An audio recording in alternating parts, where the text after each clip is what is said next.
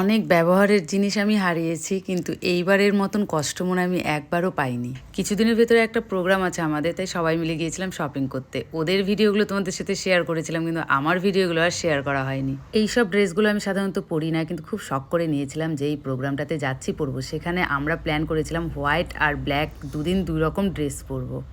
Programme উপলক্ষে যতগুলো shopping করেছিলাম, একটা ব্যাগ আলাদাভাবে রাখা ছিল, সেই ব্যাগটা আমি বাসে রেখে চলে এসেছি। সেদিন বাড়ি এসে আমি জানিও না যে আমি ব্যাগটা বাসে রেখে এসেছি। আমার অনেক রাত হয়ে গিয়েছিল বলে আমি ঘুমিয়ে পড়েছি। পরের দিন তাড়াহুড়ো করে পার্লারে ঢুকে গেছি, কাজ ছিল।